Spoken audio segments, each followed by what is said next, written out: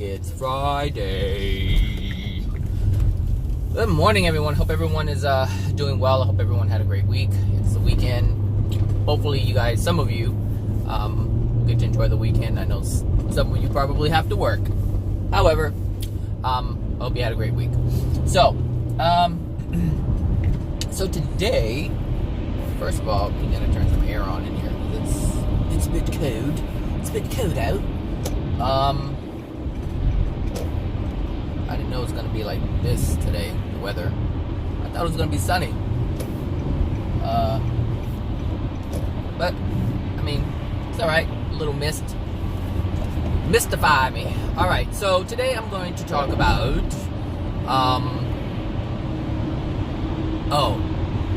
the title of it I just came up with. Ta-da! The title is going to be Nobody Wants to Be Wrong.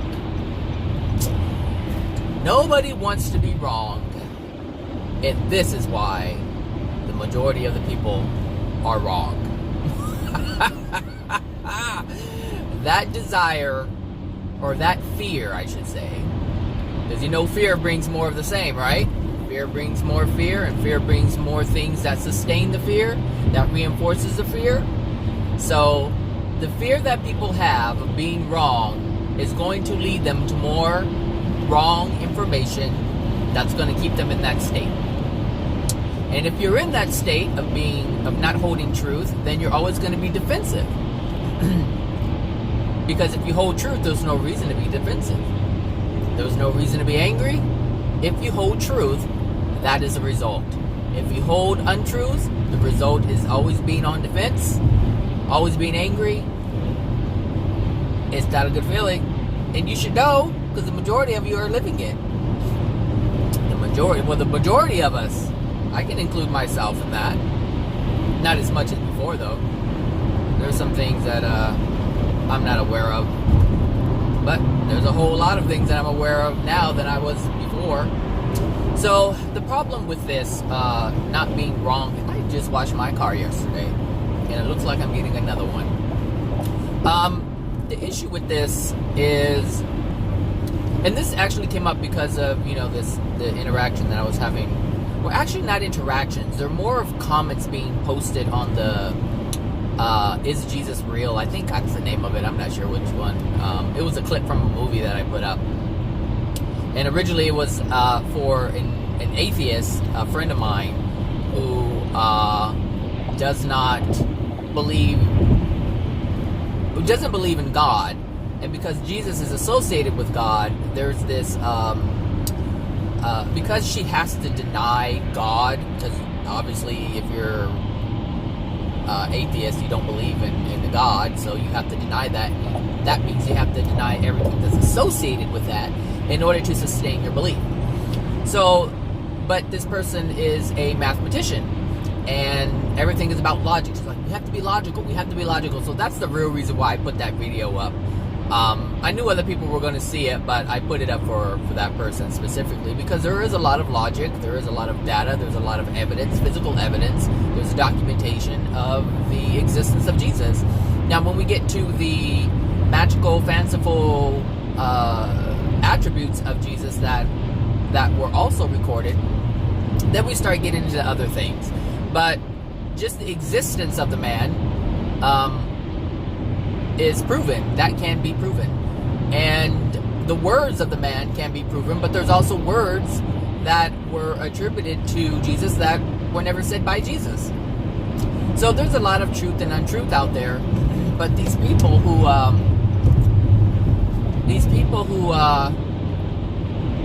are always angry and they're ready to just, pounce on someone. And I know what this feels like because I used to do it. I used to do it to the Christians.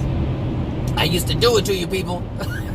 I used to come down hard on them like, rah, rah, rah, rah, like a little chihuahua, but I had to grow up. I had to learn some things. And so I had to get out of that childlike phase and stop doing that. But the only reason why I was able to get out of that childlike phase and stop doing that is because I learned truth.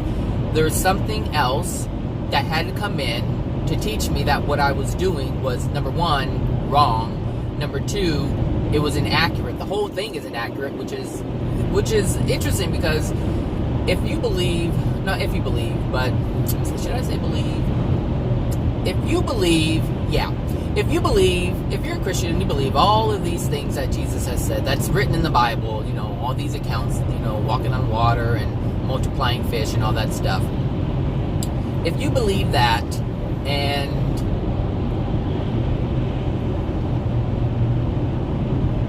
sorry, I was looking behind me. If you believe that stuff, you're living in a fanciful world. Like you're sensationalizing something.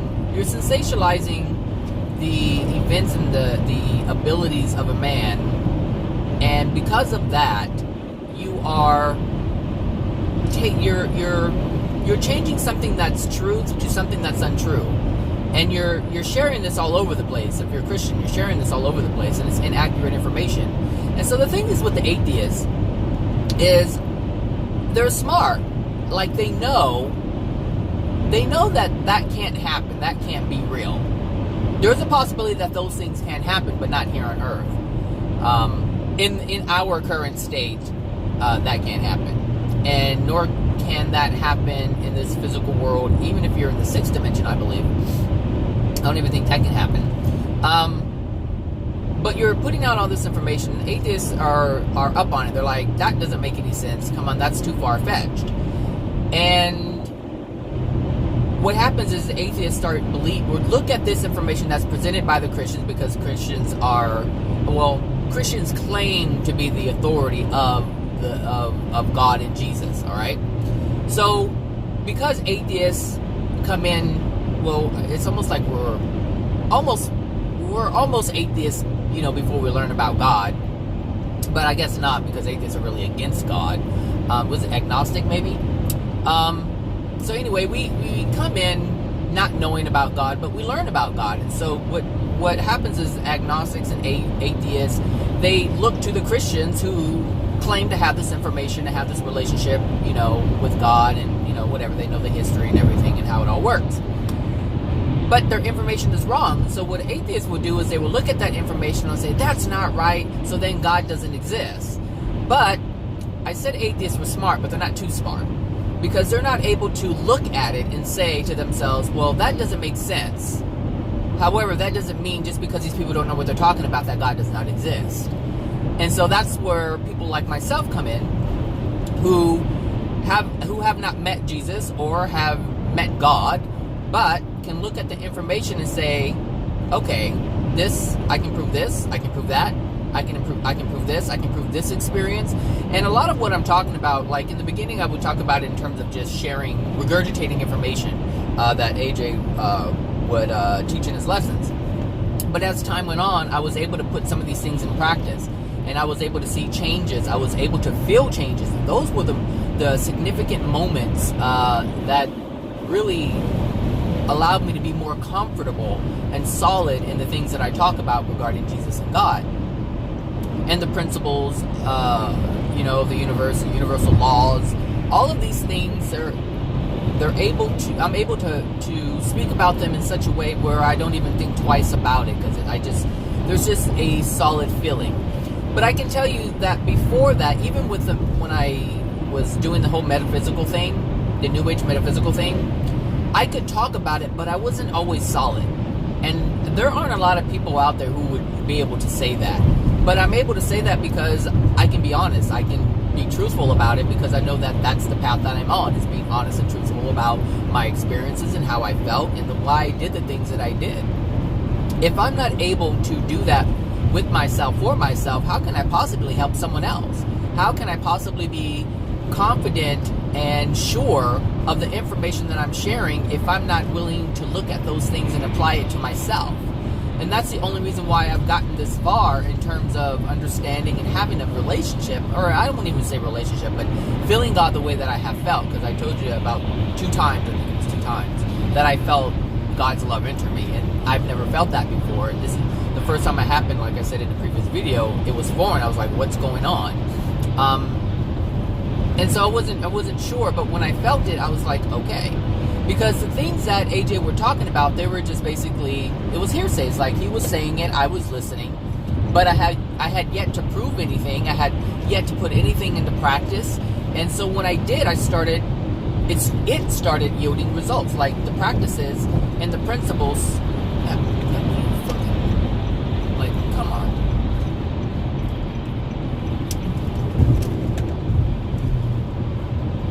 People being assholes this morning.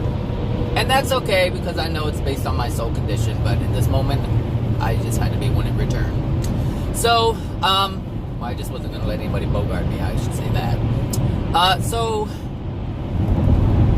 I lost my train of thought. You see what negativity does? It just strips you of everything. That's what I get. Anyway, I started putting these practices into,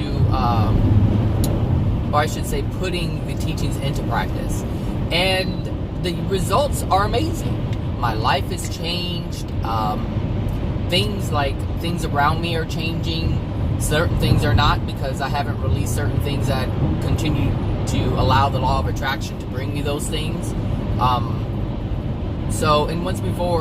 many times before, I've said, I don't interact with a lot of people, so the law of attraction is very limited in terms of, or I should say, I'm limiting the law of attraction in terms of bringing me what's within my soul. So, a lot of times things happen on the road because there's just more of a chance for me to interact with people while I'm driving than when I'm at home, when nobody's around, or if I'm at work where really nobody's around. Because it's basically just myself and two other people in the office, but mainly it's just myself and another, so there isn't much interaction going on. So anyway, but yeah, my life has changed. The feeling that I have, the outlook, the understanding, that's the biggest thing, is the understanding. Being able to look at things and not react to everything that's going on, but have a clear understanding as to why things are going on. And that has helped. It hasn't only helped me, it has helped other people around me.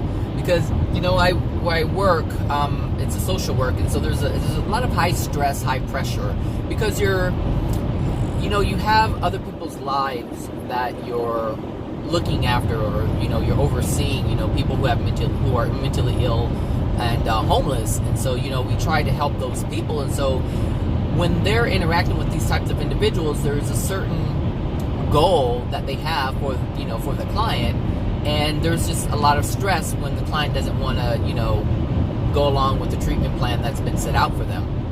And so what happens is you start taking it out on the people near you, because you don't want to acknowledge the overwhelming that you're feeling from the interaction with clients. And so there's a lot of back and forth with staff members, and a lot of it's petty nonsense, but for them it's huge, it's monumental. It's like, dun dun dun, like she looked at me the wrong way, or she doesn't want to help me, and all this stuff. And so it gets kind of childlike. And so there's many times where I step in and I'm saying, you can't really do that. I mean, you can, but understand why this is happening. And because they're social workers, they're able to understand what I'm saying, and they're able to catch themselves. And so without the teachings that I've received from AJ, I wouldn't have been able. I was able to do it, but I'm able to do it with more clarity and in a way where I'm not involving myself, but I can simply explain it from an outside perspective looking in. Is it really raining? Like, Google did not say anything about this.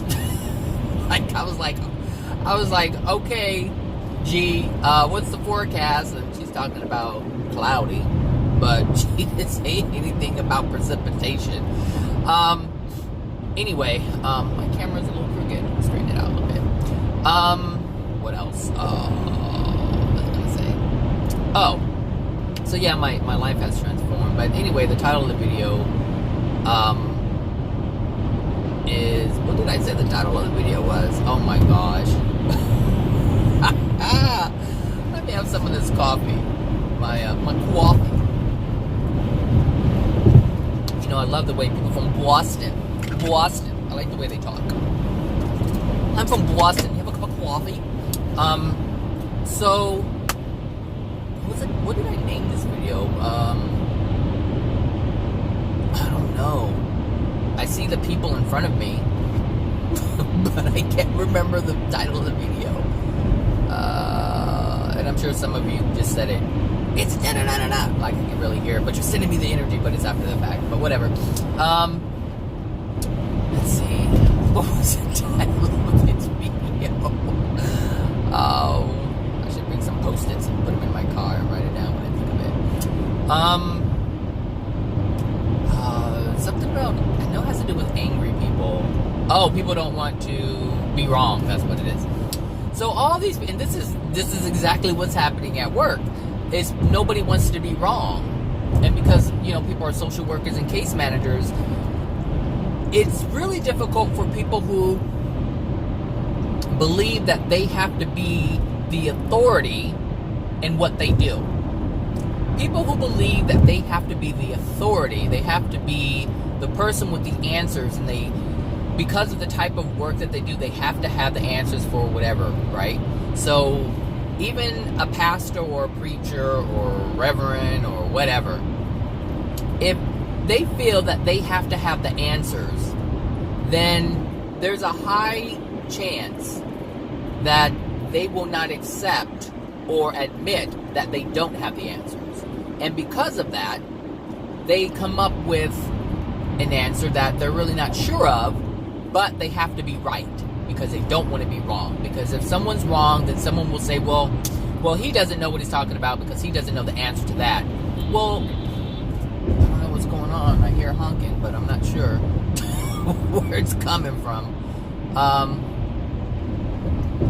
Anyway, let me see. I need to get over here. So, this is the issue with people who make comments on my videos. And you can go just read them if you want. Read the last one before this one, and you'll see what I'm talking about. That, I didn't make a video about anything. Like, I didn't say anything. I just posted a clip, and some folks found it, and they had issue with it. And they're just like, wah, wah, wah, wah, wah, wah, wah, like chihuahuas. That's the way it comes across, like chihuahuas. And when you look at it, you can see the anger, but you can also see the uncertainty. And the thing is, individuals, like if you say, there's because a lot of people have issues with God or the existence of God, and especially Jesus. They have more issue with Jesus than they do with God. Because at least, people can say, well, there's a universal force or universal energy or divine design or whatever you want to call it. Smart design, intelligent design, that's what it's called. Like, you can call it all of these things, and it's still acknowledging that there's a creator of some sort. But when it comes to Jesus, people will have real huge issues with that. And that's fine. But the fact of the matter is that man did exist, and that can be proven. And so these people who claim to be logical and they want evidence, and like the end of what really stood out to me in that video was the last part. It's like denying Jesus isn't going to make him go away or his existence go away.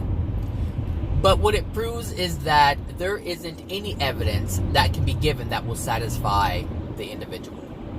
And that's true, and that's what's going on. And this is why people come and talk. And this is honestly the real reason why people are commenting on the video. For that same reason. There isn't any evidence that can be provided that would convince them of the existence of Jesus. Now, when you look at that, the things that they were saying that the guy was saying was true. There is evidence, like there's actual evidence that this man existed. And they don't like that because they want to believe that man did not exist. And the reason why they want to believe that man didn't exist is because they don't want to believe some of the abilities that he had. But more than that, they don't want anything of Jesus to be right, because then they have to look at all the things that Jesus was saying, and then they would have to look at themselves and say, oh, what am I doing? And nobody wants to question themselves. Like, nobody wants to be wrong. And the reason why nobody wants to be wrong is because no one wants to look at themselves. As long as we have this idea or hold this idea that we're right and we hold the information that is correct, there is no need to look at ourselves. There's no need to question the information that we have. There's no need to validate the things that we know. there's just no need to look at self. And this is why people want to not believe in Jesus, because once you believe in Jesus or acknowledge that he existed, then you have to look at him and ask yourself, well, if he did exist, what was he saying? And then when you start looking at what he says, or what he said and is saying, then you would have to look at yourself, and that's the reflection you don't want to look at. Like, nobody wants to do that. And that's why they can't hold truth, because they want to continue to hold the lie that sustains the comfort level that they currently have, but with the holding the beliefs that they currently hold. And that's the real reason why people don't want to do it. And that's fine. That, you don't have to believe, and it's not about believing. Like, I didn't believe in Jesus. I'm not a Christian. I keep saying this. Like, I didn't believe in Jesus because I didn't know anything about Jesus other than, that picture in my book of Bible stories. And I asked my sister, who was that? She said, Jesus. I said, what is he doing? And she said, he's healing someone. That's it. Like, that's the extent that I knew of the man, other than he was crucified because of these, the movies that come up, like the Passion of the Christ or whatever. Like, that's all the information. Like, I didn't go to church and learn things about Jesus the way, Christians portray this man to be. Which is why I'm able to talk about this stuff now and understand it from the perspective of truth, because I didn't have anything that tainted my decision making or my discernment. Nothing is clouding that. So I'm just presented with evidence, and I'm able to use logic and not allow any faith based stuff to come in and cloud that. And I, like I said before, I have to thank my mother for doing that, for allowing me to choose, because she did not do that with my older brother and sister. So my, it's different with them. But I had the opportunity to, I guess, maintain my clean slate until I was presented with the information, and I was old enough, this is very key, old enough to accept the information and use discernment and determine what is accurate, what isn't, what's real, what's not, what's plausible, what isn't. Whereas when you're indoctrinated as a child, you don't have that choice, and your decision making is based on the things that you learn, because the things that your parents believe to be accurate and true, 100%. 100%. And that's the benefit that I had. It's kind of like, when Jesus was born, Jesus didn't have to deal with the emotional injuries from his parents. Like, that's the one thing that the Creator did with him in the first century is disallow the emotional injuries to transfer, so that he would have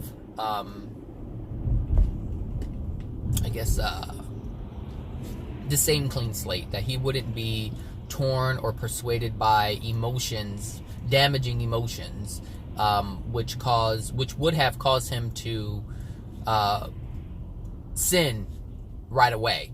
Whereas he had the same opportunity as Adam and Eve, which was he wasn't born into sin, I should say.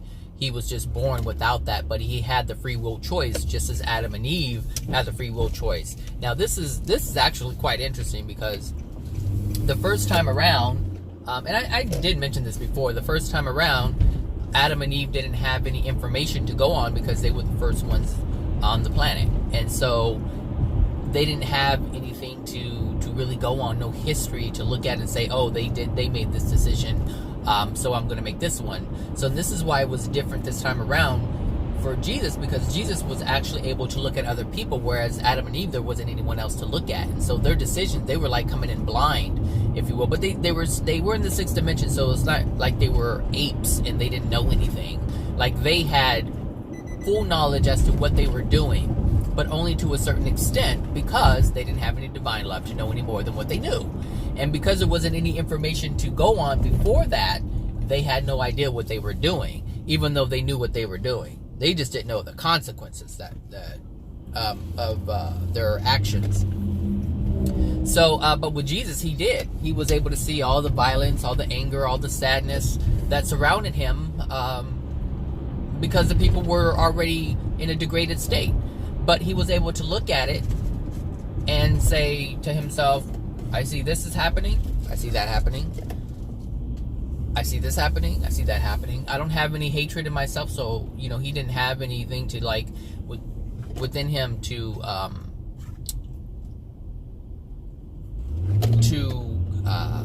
sorry, I was paying attention to traffic. He didn't have anything to, like I said, pull him away and cause him to want to take actions that were devious. So, you know, when you look at what he was able to achieve, you understand why he was able to achieve it. But the thing is, we still have that choice. He still had free will choice, just like we have free will choice. The only difference is that we have to clean up the things that, and you can be angry about it, you can be jealous about it, you can, however you feel about it, you have that right to do that. But that's not going to help you get out of it.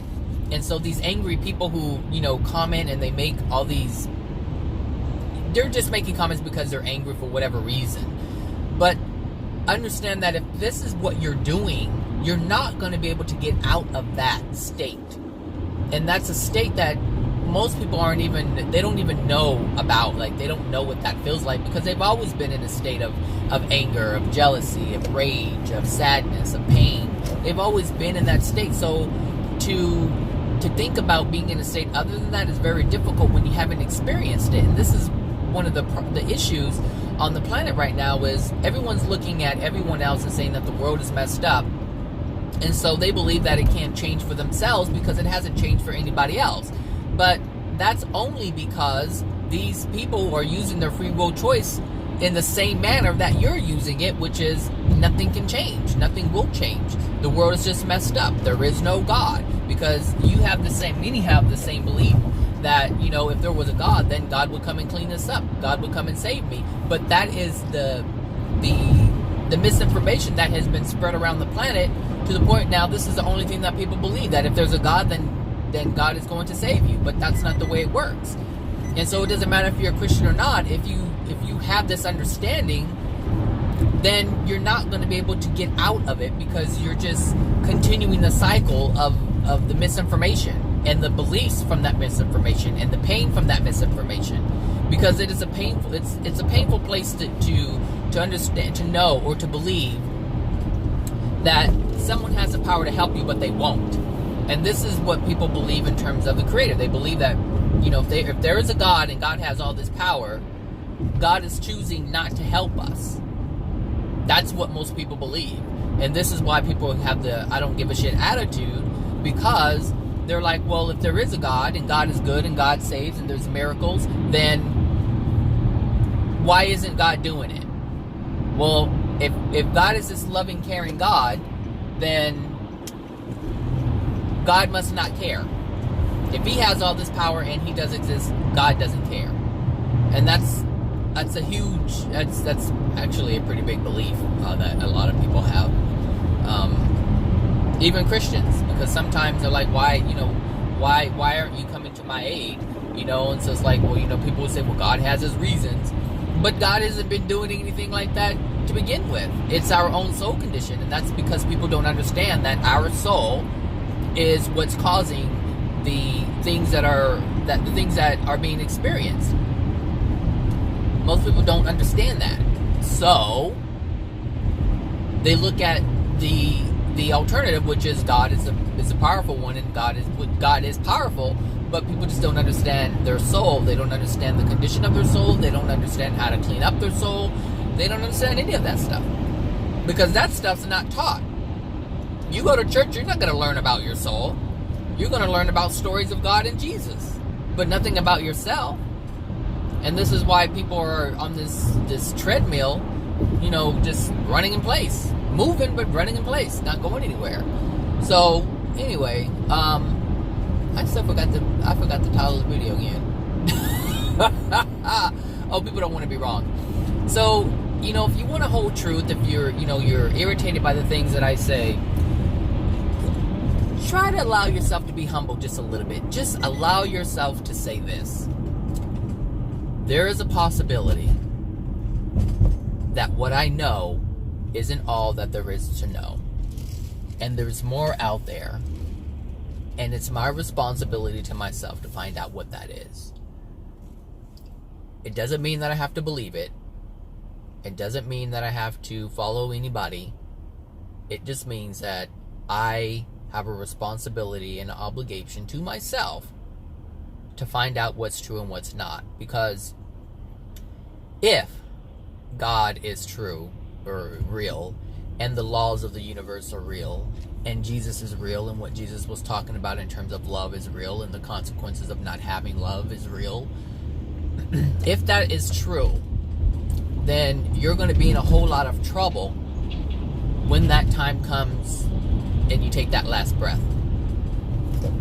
Because you're going to be in a space that's not here on earth, and everything that I've been saying and AJ has been saying and other people have been saying will come to manifest. And when it does, you're really not gonna want to have that experience. So that's one thing. The other thing is, if it's not true, then there's nothing to worry about. There's nothing lost. Because everything that I say, everything that AJ says, isn't about believing in God. It's about living in love. And everyone pretty much wants everyone else to be loving to them. So there's a strong desire for the souls of the planet to have love, to be loving, to be treated lovingly. This is a common desire. So if everything that I'm saying is based on or trying to show you what love is and the results of love and the consequences of not living in it, which can all be proven, because if I go and slap someone in the face, that's not loving. And you're going to feel the pain of that. And I'm going to feel the pain of it through the law of attraction. So one way or another, I'm going to feel the same pain that I have inflicted upon you. But most importantly, emotionally, I'm going to feel that pain. So if we look at it from that perspective, it doesn't matter if God exists or not. It doesn't matter if Jesus existed or not. But if the words of Jesus were about love, and that's what you want to achieve, it would make sense for you to listen and try to find out why you're not living in love and why people aren't treating you lovingly.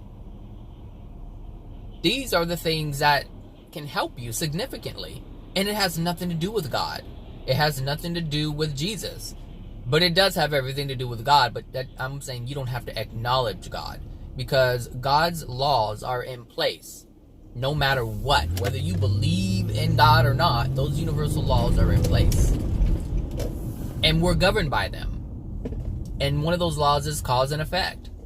If I hit you and do something unloving, you're going to feel something that's not unloving and it's going to hurt. And that tells you that anything unloving is going to cause pain. That you can prove just right there. Just from a slap in the face. But what about if someone lies to you? Someone doesn't even have to touch you physically, but if someone lies to you. If someone lies to you, that means it touched your soul in a way that's not physical, but yet it's physical. So if you look at the evidence, it's there. So if you stop trying to be right, if you stop trying to be wrong all the time and always think that you're right, if you stop that and allow other information in, like the information that I just presented to you, then you'll be in a different place. And you'll be able to transform yourself. Just that alone can transform you. Because you can see through evidence of what I'm saying is true. It's not about a faith. It's how you feel. How do you feel when someone lies to you? How do you feel when the person you're dating with cheats on you and says I love you to your face and you find out? How does that feel? It feels awful. Why? Because it's unloving. That is the consequence of something that's done that's unloving. Proven right there. You felt it. You know it's true. So why can't you believe all the other things? You don't have to believe that. It has nothing to do with believing in God. The problem that people have, like I said, is acknowledging the physical aspect of Jesus and then having to acknowledge the things that he said and then having to look at your life and compare it and understand that you're living outside of love or living out of harmony with love. Does that make sense? My eye is like, this air is hitting my left eye. It's like, I don't know, it feels weird. Anyway, do I want breakfast? Real breakfast, or do I want oatmeal? I don't know. It's too late to call for breakfast right now. And I'll be bloated all day if I eat some junk like that. So yeah, I guess that's it. Yeah. So yeah, just allow yourself. Just allow yourself. Because every time you're angry and you're or attempting to shut someone else down for what they believe in, because I'm not shutting anybody down. I'm not going to anybody's page. I'm not telling anybody that, what you're doing is wrong. All I'm doing is stating something of truth. That's it. I'm not saying that you're wrong. I'm just stating the truth. I'm saying you continue to do what you do and just look at the consequences. Be aware. Most people will say, I'm woke. I've awakened. Well, I don't know what you've awakened to, but if you really look at what's going on, you'll be able to see that everything that I've been saying is true. Now, you may not want to admit it, and again, that has everything to do with looking at me how you would look at Jesus. Me, I'm a physical man speaking of love. And you don't want me to be right, because you're a man or a woman, and you would have to look at yourself in the same way. And it's like, well, if this guy he's a guy, what he's saying is true, I have to look at myself because it applies to me also. And this is what people don't want. They don't want it to apply to them. And you can not want it to apply to you all you want to, but that doesn't mean that it's not applied to you. It's applied to you.